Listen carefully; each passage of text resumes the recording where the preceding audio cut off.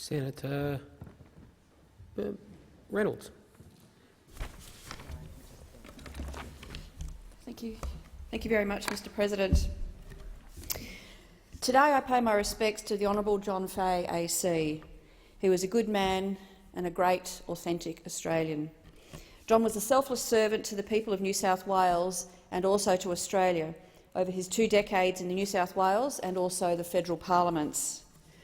Rightfully, there has been much focus on John Fahey's many achievements, both as Premier and also as Federal Finance Minister, but also as the man that he was.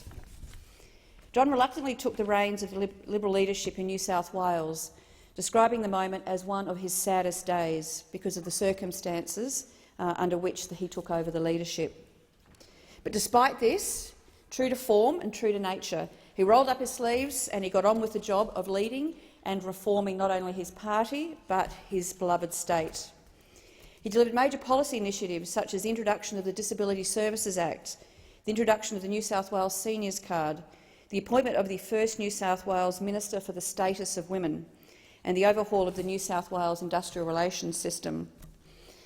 And as has been said by previous speakers, he famously leapt for joy when it was announced that his tireless advocacy and that of his team for Sydney to host the 2000 Summer Olympics was successful. And for those of us old enough to remember, we will never ever forget his spontaneous and unbridled joy.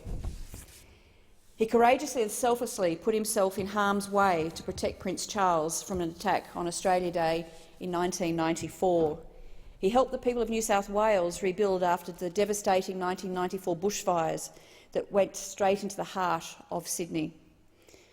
After the closest of electoral defeats in 1995's, he rolled up his sleeves, shook himself off, and he entered the federal parliament as the member for Macarthur at the 1996 federal election, which was when I first met him. As Federal Minister for Finance, John was instrumental in rebuilding the federal budget to a position of strength, for which all of us in this nation still owe him a great debt of gratitude.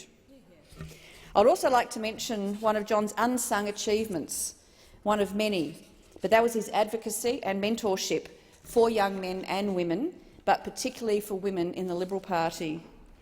And my friend, and my very good friend and colleague, Senator Maurice Payne, who unfortunately was not able to be here today because of official overseas business, has very fondly recounted to me the support John so generously extended to her throughout her career in the party.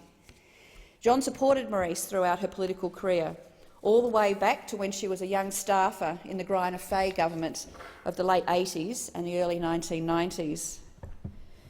Maurice remarked in her poignant and her most heartfelt eulogy at John's funeral that, as part of his team, you worked with him, not for him. She described John as always available and always supportive. And this says so much about his leadership style and his contributions. He valued individuals and also their contributions, and he didn't harbour prejudices. And that is what made him such a wonderful role model for many generations, well, several generations at least now, of Liberals. And I know that he played a role mentoring many other Liberal women, including Senator Fierravanti-Wells and the New South Wales Premier Gladys Berejiklian, amongst many others. And while I didn't have the opportunity personally to get to know him well, I'm so thankful for all he did to chart the path for strong female representation in this party at all levels. He did not do this in the pursuit of tokenism, but in recognition of the need for our parliamentary chambers right across our nation to be more representative of all Australians, in recognition of the need for the best representatives, be they male or female. And in the words of the Prime Minister today, he was a tremendous Liberal. We honour John Fahey's leadership, his service and indeed his entire life. To John's wife Colleen, his 2 children, his grandchildren, I offer my heartfelt condolences. And to John, we give you our thanks for a life so well and authentically lived. Thank you.